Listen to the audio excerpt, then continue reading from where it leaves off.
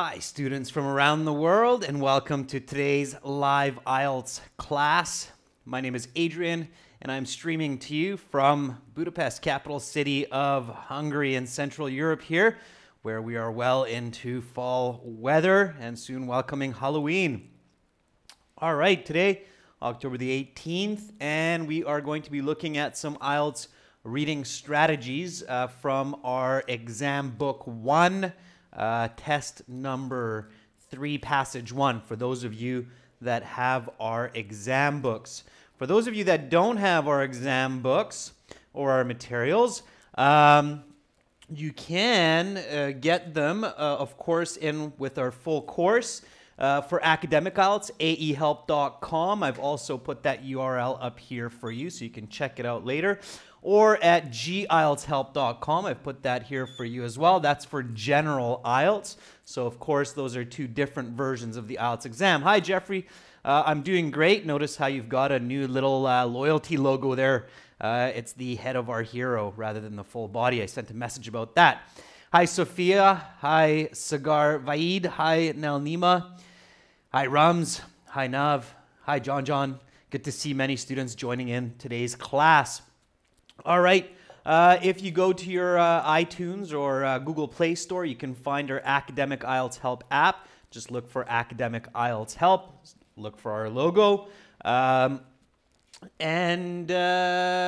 other way that you can get our exam books, especially if you want them in hard copy, if you don't want to print them out at home or bother with that, they're pretty big books. They're about 200 pages each. You can buy our exam books from Amazon as well. If you're looking for academic books, look for AE Help's Academic IELTS. If you're looking for general IELTS, look for GE Help's General IELTS. Okay, a couple more points just real quick before we get to our reading passage. If you have questions about our products or about IELTS, feel free to email me or my colleagues. My email is adrian@aehelp.com. That's my name, at aehelp.com. And then here you can have a quick peek at our schedule. Classes are Central European time. So if you check in Google CET, you can see the time zone difference. The live streams are usually from 15 to 16 o'clock CET time. Reading strategy today, tomorrow speaking part 2. Then on Saturday, we'll be looking at a diagram type question. And that will be a members chat class. Members get to request these classes. Naveen, one of our members, requested a diagram for this week, so that's what we're going to do. Then we're doing HD video shoots on Sundays these days, and Monday, Tuesday, no class. Then back on the 24th, and there's the rest of the schedule. Okay, so without further ado, let's take a peek at this reading passage. So here we are. This reading passage, again, is from our first exam book. It is exam number 3, passage number 1. So we take a peek at this. It's Tristan de Cunha, whatever that means. It doesn't even look English. And then underneath it says an island of remote curiosity. Aha, so it's some kind of an island, maybe Spanish, maybe French, maybe Portuguese. We don't know that yet. Unless you're Portuguese, you will know that that is Portuguese. Otherwise, no need to worry. Just look at that. An island of remote curiosity. Okay. So we're visualizing an island. We're imagining this as an island. Harmeet, if you've taken this reading, that's great. Here's your chance to shine, show what you remember, what you've learned through this lesson. Again, students that have been with me for a while, if you see some topics coming up a second time, that's great, okay? You shouldn't always be just looking for new IELTS materials. That's not an effective way to study. It is really good to revisit IELTS materials that you've looked at in the past, 2, 3, 4 weeks, a month later, okay? Because your learning can be much more effective when you get further feedback and review, all right? So don't just try to keep digesting newer and newer material. A lot of students do that, and their scores really don't improve, okay? They're making the same mistakes over and over again. All right, so before we read this, let's take a look at the questions. for today. So here is questions 1 to 5. All right. Let's take a peek. Let's see if we should read these. So reading passage 1 has 7 paragraphs labeled A to G. Which paragraph contains the following information? Write the correct letter in boxes 1 to 5 on your answer sheet. Okay. So, should I read this question or not? And here is, so some of the students are saying, oh, I've taken this reading before. I remember something about this. Great. Let's see how well you can answer these questions. They might be same or similar or might be different from previous. So, should I read this type of question before I read the paragraph? Yusor and Preeti and Pradeep and Jubilant James says, yeah, definitely. This is all information that's in the passage because you're matching the paragraphs to this information. So we should read it. Okay, let's do that then. So question 1, we're going to have to match these. The different types of money used on the island. All right, exam results of Tristan students. Discussion of the original inhabitants of the island as an armed forces outpost, geography of the island. So obviously here we have different questions related to this island that will be found in different paragraphs. What can I do with these? So here's a couple more really good questions for a strategy for this matching information type question. Okay, this is called a matching information. Here is a good question for you. What other kind of question is this similar to, the strategy here? So Rahul Preet says you should try to paraphrase these. Yep, we can definitely do that. Sure, when you're practicing at home, Yusur, yeah, paraphrasing will be a good strategy.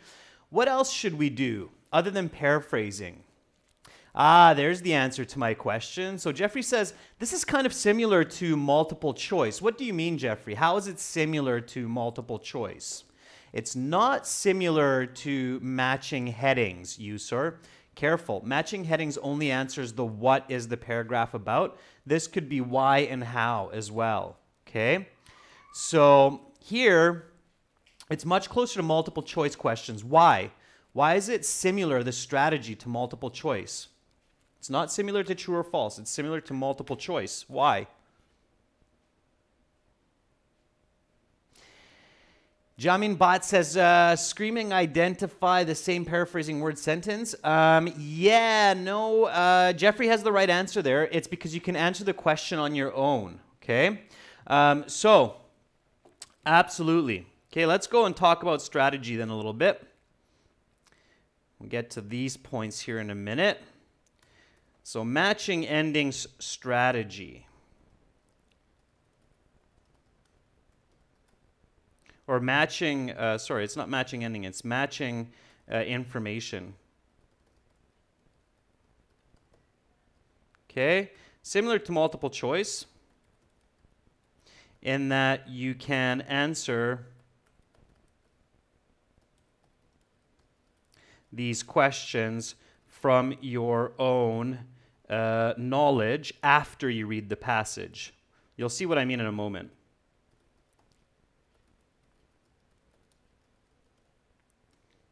Okay. All right, good. So here's another very important question. What should I do with these? So I can paraphrase them. Some of you said, hey, maybe paraphrase these and then read the passage. See if you can find some synonyms or antonyms that they're using in the passage. That's great. But there's some other strategy, especially with these questions, that can be very effective for me. What is it? What is it? When you read these, something should be happening in your brain, in your head. I'm trying to lead you to that idea. What should be happening in your head? What should you be doing? I haven't seen the word. It's one word is all I'm looking for, a one-word answer. Aha, there we go. 2 students immediately picking up on what I'm putting down. Visualizing, absolutely. Take a close look at these points. When you read these, you should see these, okay? So when you think about this one, the different types of money used on the island, what do you visualize? What do you visualize? And there you go. Now a lot of you are figuring this out. So Craze Modi, Boozy Fash, yep. You're saying, okay, visualize it. So for these questions, especially when they are physical ideas, visualize them before you read the passage. That will help you as you visualize the passage.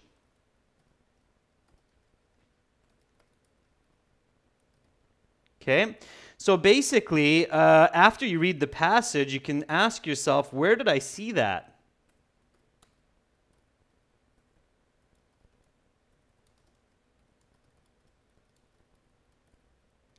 Okay, so that's the question that it allows you to ask yourself after you read the passage. All right, and there's Jubilant James with some really nice thoughts for visualizing. Penny, gold coins, silver coins. Okay, good. Yeah, absolutely. So if we look at these and we think the different types of money used on the island, again, let's quickly jump to how we should visualize. Okay, for students that are kind of new to this, visualization means creating. It's not just imagination, but it means creating real, more or less real, visual pictures in your mind. Okay, that's a very powerful tool for the brain, and you need to do that. Make sure to see details. Okay, so see it clearly, and be inclusive. What do I mean by that? So when you're trying to picture these sentences and this information, you should see. Yeah, so Aditya says we can visualize a potato. Yeah, that's probably because you've read the passage. But if you know a lot about Polynesian cultures, then you might realize that in quite a few cultures, potatoes are used as currency. What do I mean by inclusive? Kestra says, well, if we do that, we'll see it like a jigsaw puzzle, and the questions, the contents of the passage will be put together in our minds. Absolutely, Kestra. That's absolutely what's going to happen, and you'll see that in a second here. So what do I mean by inclusive? All right, Jeffrey says, I can see me biting the coin. Arr, like a pirate. Hey, that'd be fool's gold, my boy.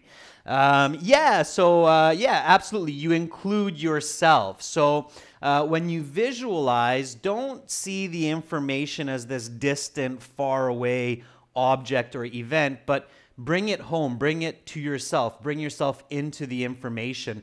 That means include yourself. It's a much more powerful way to process information in your mind. So be there. So don't just imagine like you're watching a TV and there's people using different kinds of money and trading with each other and so on, but actually see yourself in there. So you're actually on this island, you're one of the natives of the island, you have your bag full of gold, and you're trading for some other goods. Hi Shanu, good to see you popping into class. So always include yourself. It's a more powerful way to think.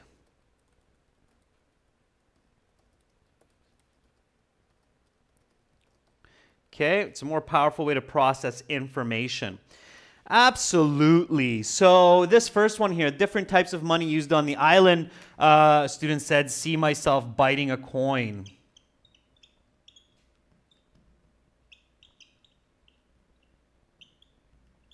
Okay, and maybe trade for some coconuts or something. Exam results of Tristan students. So exam results of Tristan students. What do you see for that one?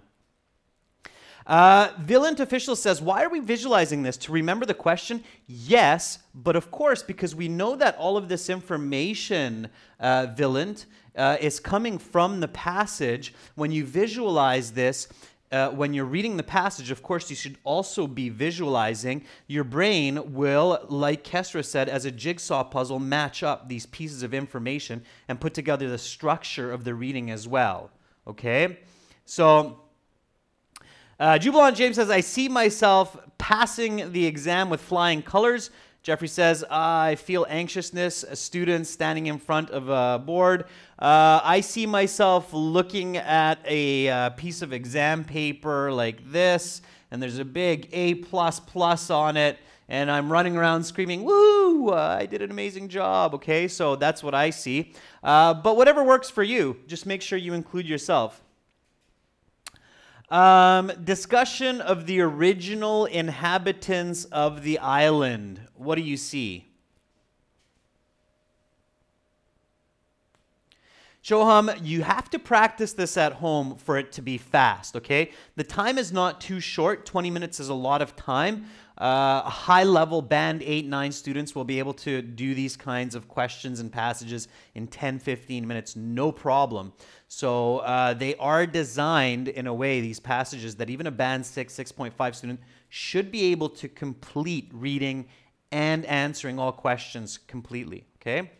Rahul Preet says, I'm standing among a group of native people. My grandfather, my great-grandfather are there, my uncle, my aunts.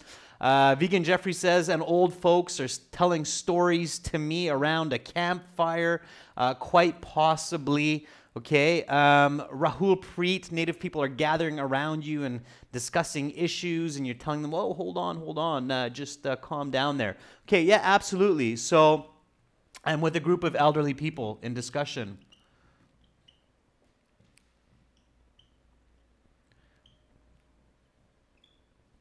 Okay, I'm with a group of elderly people talking about our history.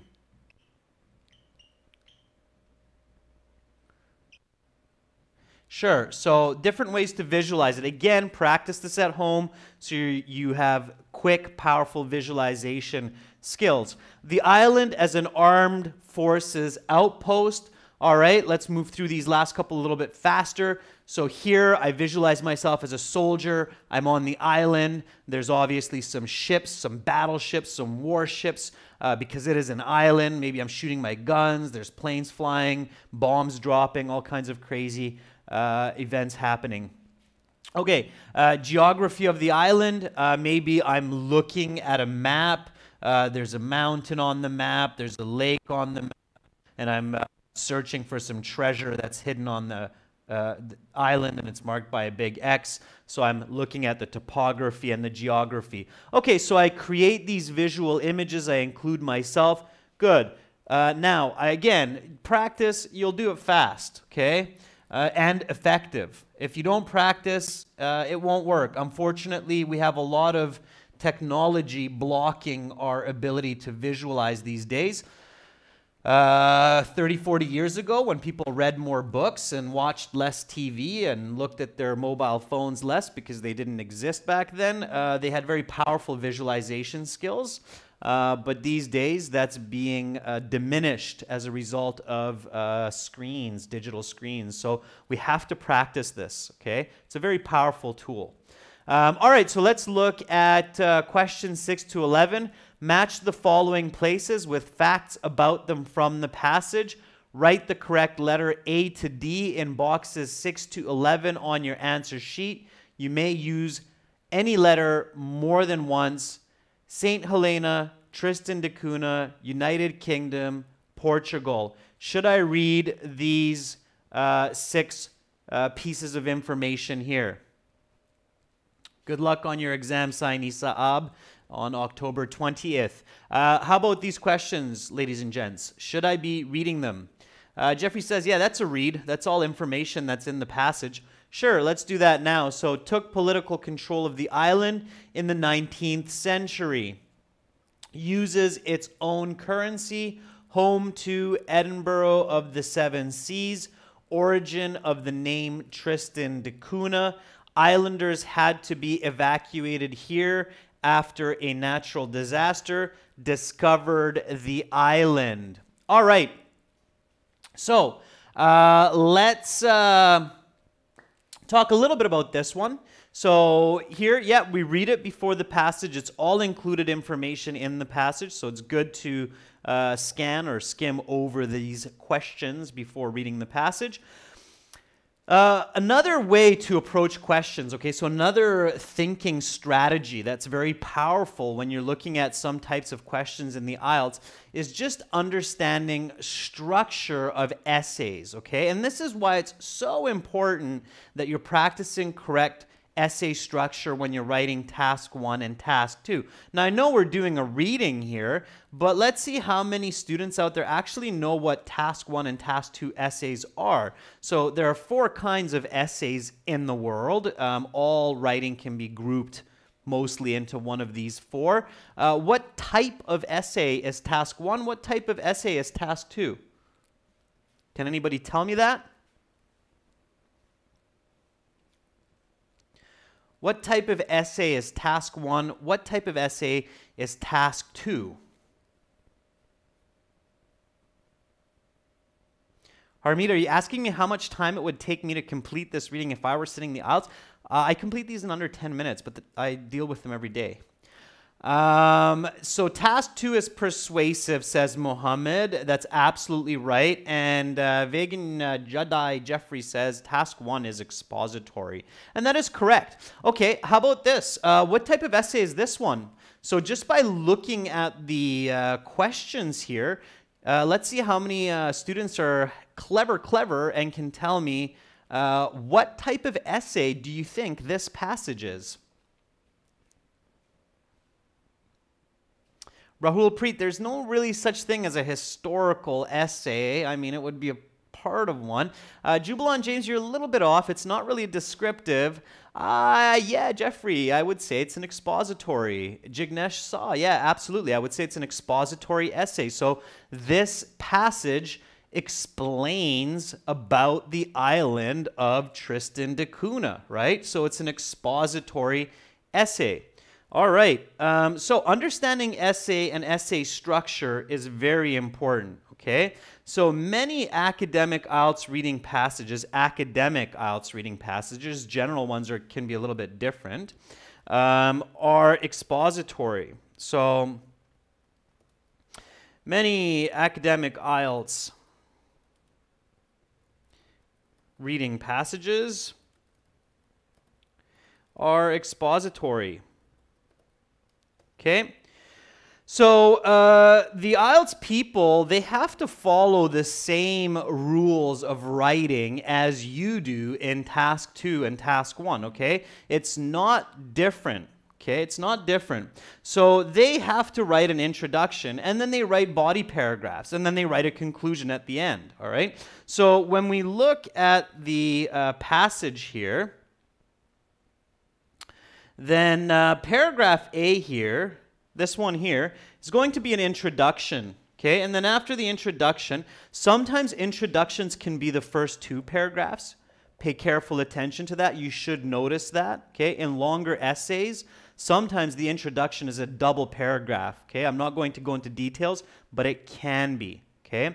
So, however, in most cases, you'll have one introduction and then body paragraph, and then more body paragraphs, and then at the end, you will have a conclusion, okay? So you can basically organize information according to body paragraphs and conclusions, okay? So here, let's do that. So took political control of the island in the 19th century. Do you think that's going to be a body paragraph or an introduction or a conclusion? So will that information be in the intro, the body, or the conclusion? What do you think? Identifying this and being good with noticing this kind of structure can really help you to figure out the answers, and if you must look for them, to locate them. Yeah, I would agree. So this would be a body. That looks like a body, okay? Uses its own currency. Is that a body or an introduction or a conclusion? Uses its own currency. 7. Yeah, I think you guys girls are still saying body. Home to Edinburgh of the Seven Seas. Body or introduction, conclusion. Maybe intro, maybe body. That's fine. It's okay. It's still good information if you think maybe one of the two. Origin of the name Tristan de Cunha. What do you think? Origin of the name Tristan de Cunha, number 9. Yeah, that's something I might put in the introduction, right, where I'm introducing this island. Where does the name come from? Okay. Rahul Preet says, I think this is definitely the intro, right? Islanders had to be evacuated here after a natural disaster. What do you think that is? Number 10. Body, introduction, conclusion.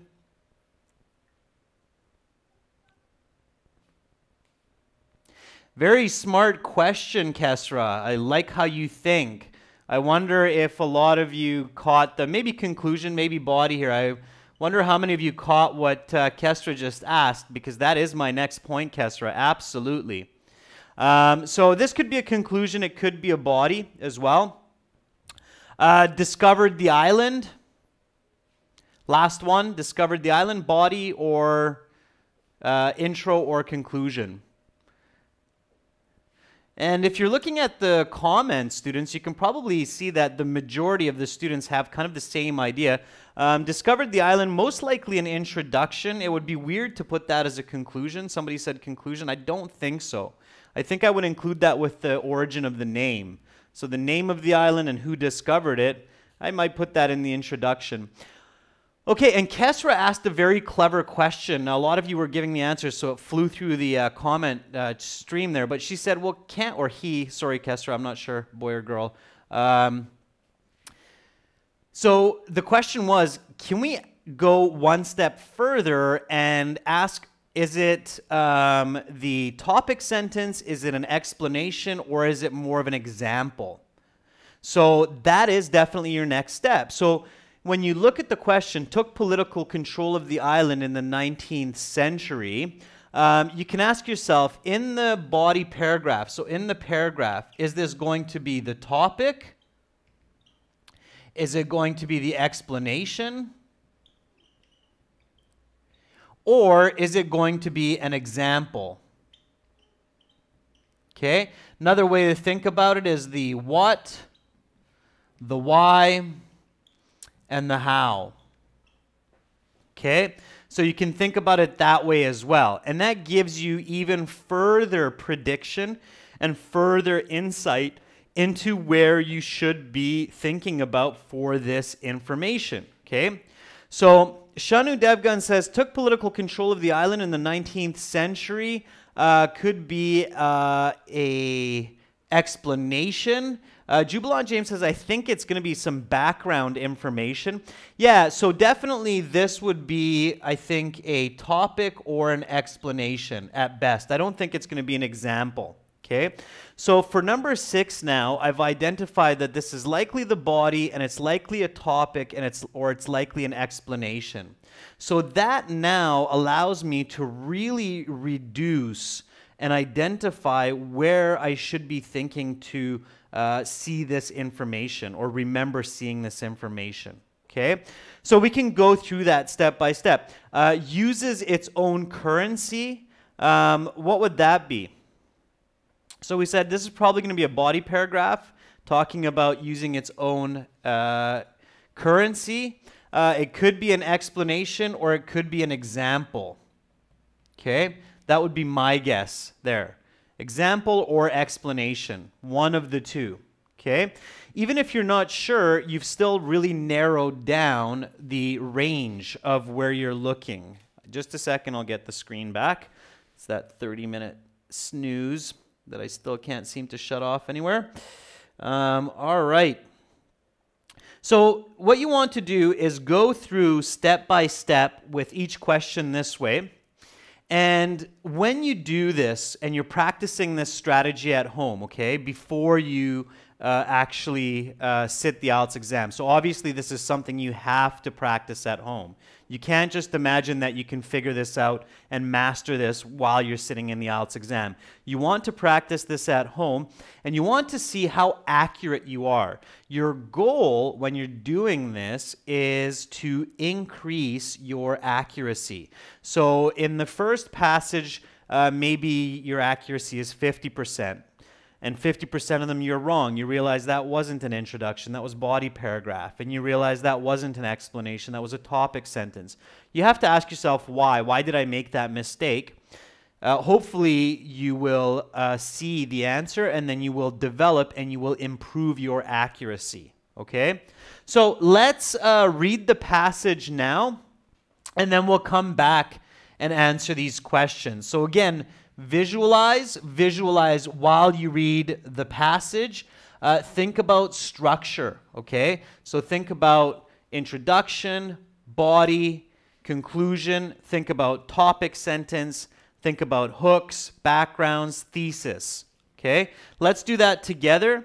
I'm going to play the audio for this from our website, so just give me a moment here. Okay, everybody, just take a deep breath, concentrate, focus on visualizing and reading nice and smooth. Here we go. So this is our general IELTS website here for when you're searching for it, but today we're using our academic. I'm already logged in here, so we have audio for all of our reading passages as well. Here we go. Get ready, and just want to make sure all the volume's up on my end. So if it's quiet for you, then make sure to turn up the volume on your end, okay? So here we go. Tristan de Cunha, an island of remote curiosity. Tristan de Cunha is an island in the South Pacific Ocean, formed by volcanic activity and part of the British Overseas Territory, called Saint Helena, Ascension, and Tristan de Cunha. Tristan de Cunha is generally considered to be the most remote inhabited place on Earth. Because of its extreme isolation and small population, Tristan de Cunha is a fascinating experiment in sociology and genetics. The island was first discovered in 1506 by a Portuguese explorer named Tristan de Cunha, who named the island after himself. The name of the island was later anglicised by the inhabitants into Tristan de Cunha. In 1816, the United Kingdom annexed the island, taking control of it. They used it as a marine military base for a number of decades in the 19th century, before it fell into disuse after the construction of the Suez Canal. The Second World War, however, brought renewed purpose to the island. It was used as a top-secret British naval station, codenamed HMS Atlantic Isle. The purpose of the station was to monitor the waters for German U-boats. According to a recent census, the island has a population of just 263 people, who mainly reside in the settlement known as Edinburgh of the Seven Seas. It is thought that the residents of the island descend from just 15 ancestors, of which 8 were male and 7 were female. Because the reproduction pool is so small, the residents of the island suffer from a number of medical disorders. There is rampant asthma on the island, which is thought to be a result of the known fact that 3 of the original founders of the island suffered from asthma. Based on the endemic asthma afflicting inhabitants of the island today, it is thought that there is a genetic underpinning for the condition. Further evidence comes from islanders commonly suffering from glaucoma, a degenerative eye condition, which, left untreated, can result in blindness. There are just 8 surnames among the 263 residents of Tristan de Cunha, corresponding roughly to the 8 original male ancestors. Since there is almost no emigration to the island, the surnames are kept intact for many generations. Education on the island is very limited. Children only attend school until the age of 15, with the option of taking the British Standardised Test for secondary school graduates once they have completed schooling. As a consequence of the low quality of education, standardised test scores are generally very poor. Another indication of the island's remoteness and relative lack of contact with the outside world is that the English spoken amongst its natives is very different from that spoken of the rest of the world. Arguably, one of the most interesting facts about Tristan de Cunha was that until the aftermath of the Second World War, the only currency in place was the potato. For example, the newspaper, the Tristan Times, could be purchased for 4 big potatoes. Today, Tristan de Cunha uses the British pound as its currency, which is odd because neighbouring Saint Helena, 2,173 kilometres away, of which Tristan de Cunha shares its status as a British overseas territory, uses the Saint Helena pound and not the British pound. Since Tristan de Cunha was formed by volcanic activity and the volcano which formed it is still active, the inhabitants of the island live in constant danger of volcanic eruption. The last such eruption occurred as recently as 1961, when all of the islanders had to be evacuated to England. While some communities around the world participate in fire, earthquake or tornado drills, the residents of Tristan de Cunha participate in evacuation drills, where they practice the protocol for evacuation of the island in case of volcanic eruption. The Tristan economy is built mainly upon farming. All land is owned by the community. That is to say, there is no individual land ownership. Another significant part of the economy is the exportation of crayfish and lobster, mainly to Japan and the United States. A fire that occurred in 2008 greatly affected both the domestic and export economies. Tristanians are fiercely proud and independent people. Even when given the choice to stay in England after exile due to the volcanic eruption, almost every resident returned to the island.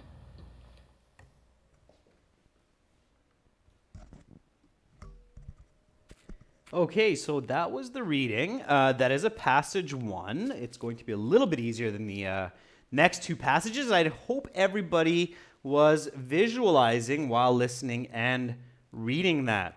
Okay, so let's see how well you did, and let's see how well you organized information in your mind. So if you're thinking about introduction, body, body 2, body 3, conclusion, and also visualizing this information and categorically putting it together, you should be able to answer most of these questions quite quickly and accurately, okay? So let's see how well you did. The different types of money used on the island. Where did we see that information? So where did you actually picture those potatoes being used as money, the potato being traded for the Tristan Times newspaper? So a lot of you said, hey, wait a second, I saw a lot of different activities happening before that, so that was probably around F. I agree with you that it was F. So again, this is where you'll see the power of this strategy, where when you visualize these and then you visualize while you read, you can figure these out quite fast, okay? Exam results of the Tristan students. I saw myself failing an exam there, number 2. Which paragraph was that one? Okay, Mohammed says D, Pradeep says E. I remember I thought it came right before the paragraph about the money used on the island, so I thought it was paragraph E as well. Maybe D. We can check that out later. We'll double check our answers in a minute. But let's just try to do as much of this from memory as possible. Discussion of the original inhabitants of the island. So here I remember the passage talked about just a few families being on the island first. Something like 8 men and 7 women or something like that. I thought it came a little bit earlier than, I remember seeing that earlier than the exam results and the different types of money used. So I thought it was either C or D. I'm going to go with D on this one myself, from what I remember. All right. The island as an armed forces outpost, so being used by the military. Yeah, I believe that was C, so that came even earlier, talking about the British. I remember that it was quite early where I was visualizing myself being in the military and being in the armed forces. Geography of the island, so where the island is located, what it looks like. Where was that? I think that was right at the introduction. So that definitely sounds like an introduction. So I'm going to go A on that one. Okay. So I'm going to go FEDCA. Now, should I do this in the IELTS where I just leave it and then go to the next questions? So what should I do if I'm in the actual IELTS right now? Should I just say, hey, that's good, I'll go to the next set of questions? Or should I do something else?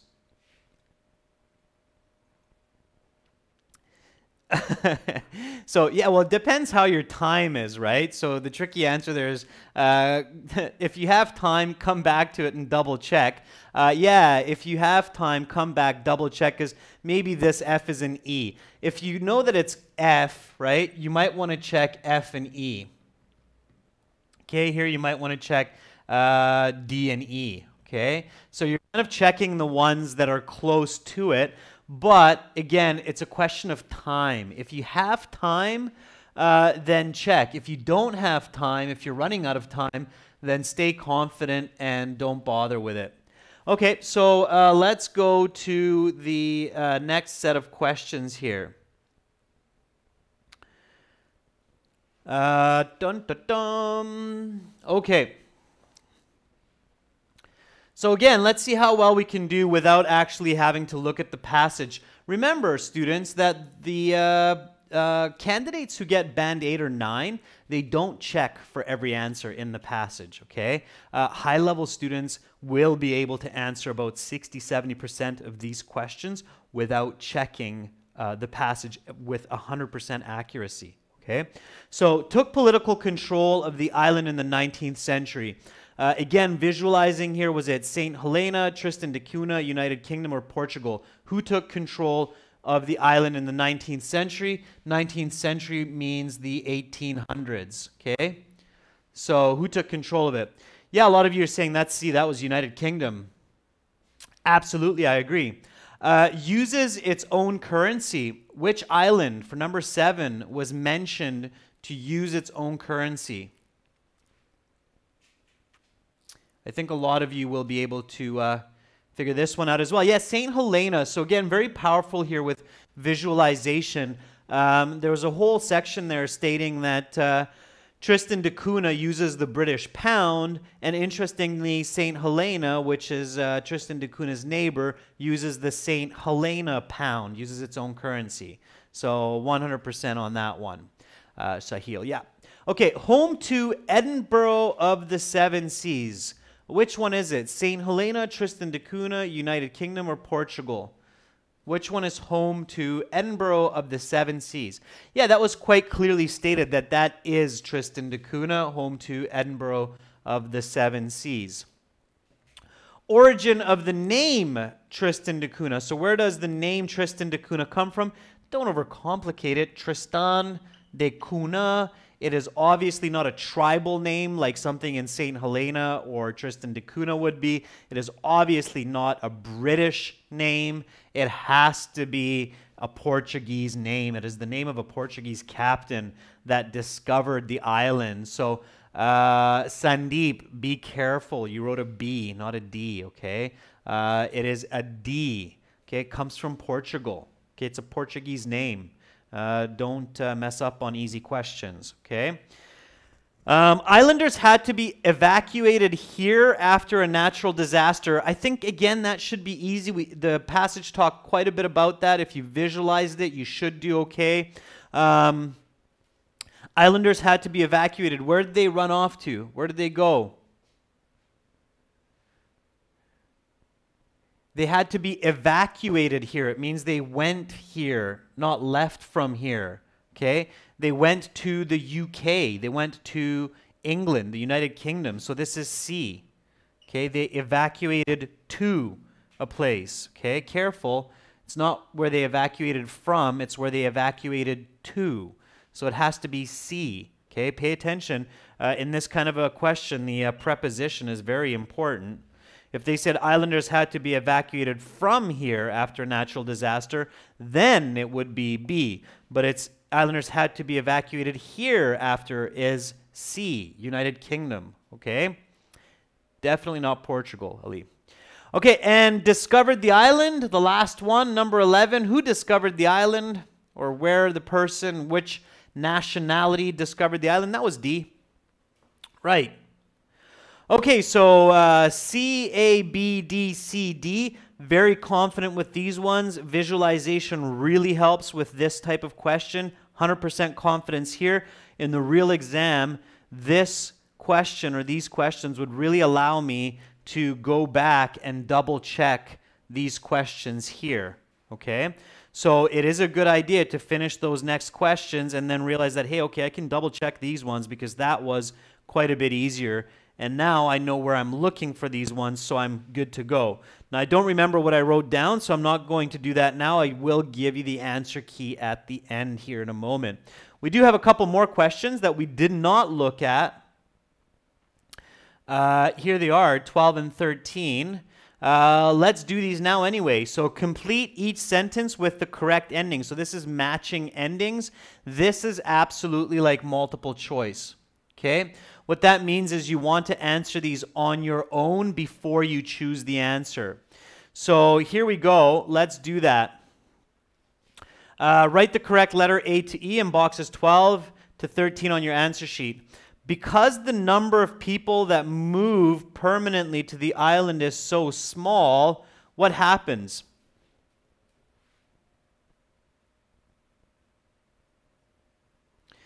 So finish this sentence for me. Because the number of people that move permanently to the island is so small, what happens? What's going on in this island? You should be able to answer this. So especially students who are looking to get band 7.5, 8, 8.5, try to answer this question from what you remember.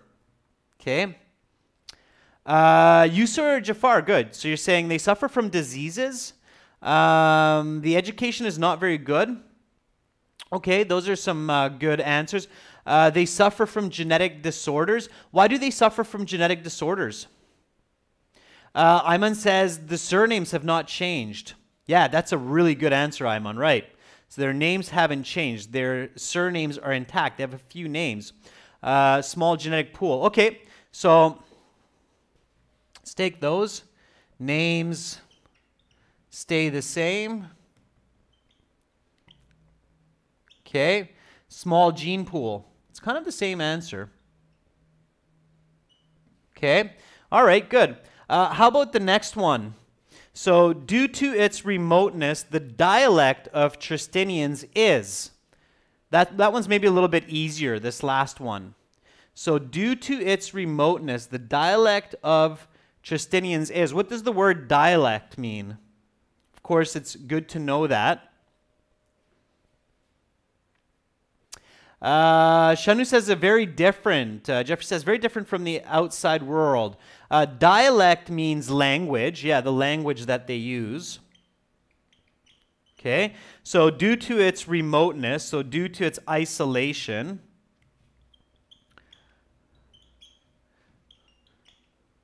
Okay, so due to its isolated location, the language of Tristanians is very different. Ayman says it's very weird. I don't know, Ayman. I haven't heard it myself, but I'm interested. I might do a little research online to find out if it is weird. But it is different. Yeah, it definitely says that it's very different. Okay, let's try to match these up. So here we said it's very different. And here we said the names stay the same, or the gene pool is quite small. All right, so let's match it up. When you match these up, make sure the grammar makes sense. So the first one, because the number of people that move permanently to the island is so small, last names remain the same for generations. Wow, that looks really good right away. Asthma is very rare. That's not true. Very different from other variations of English. Hey, that looks great for number 13. So A and C look like our answers. D, continually developing. E, often confuses outsiders. I don't think there was any mention of that. So I'm going to go with A and C. Do you agree with me? Who agrees with A and C? Does everybody agree that A and C are the right answers for 12 and 13? Looks like some of you are agreeing with me on that. Why can we be confident? Why can we be sure that that's the right answer? Because we gave those answers before we even saw the choices, okay? So that's a really good strategy for this, is answer on your own. If you see a matching option with your own answer, you can be very confident that that is the right answer. If you don't, then something's wrong. Then you have to search, okay? So A and C. And being focused is definitely a great way to be, Shanu. So good for you. Yeah, A and C. Thank you for the agreement. Okay, let's have a look at the answer key and see how well we did. If we're pushing for a band 7.5, hopefully we got at least 11 out of 13 of these, okay? If we're pushing for a band 8, we hopefully got 11 to 12 of these correct, especially because it's a passage 1. So passage 2, passage 3 will only be getting more difficult. Okay, let's take a look at the answer key. I hope some of you wrote this down because I did not. Okay, so here we go. I did just the board. So, I believe this is the right answer key here. Yeah, by the last 2 there.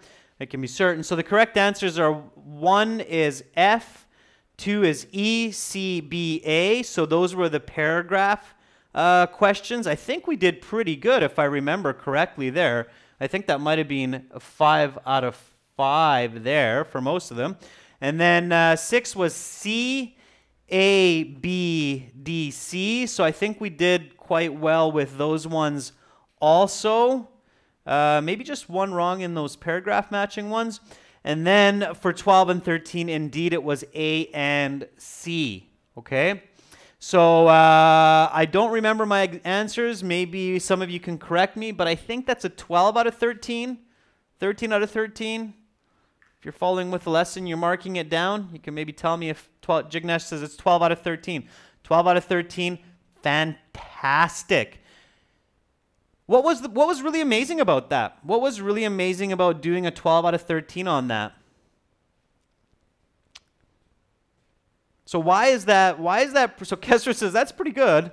Yeah, that'll get you, if you do the other 2 passages just the same, you'll be fine. But what was the most incredible part of it, doing it that way?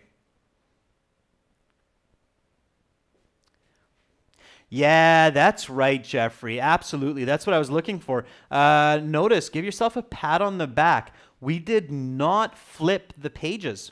We literally did that. I mean, I don't recommend doing it 100% like that on the IELTS, because if you have time, you should check a couple of those, especially the first few questions with the matching to the paragraphs.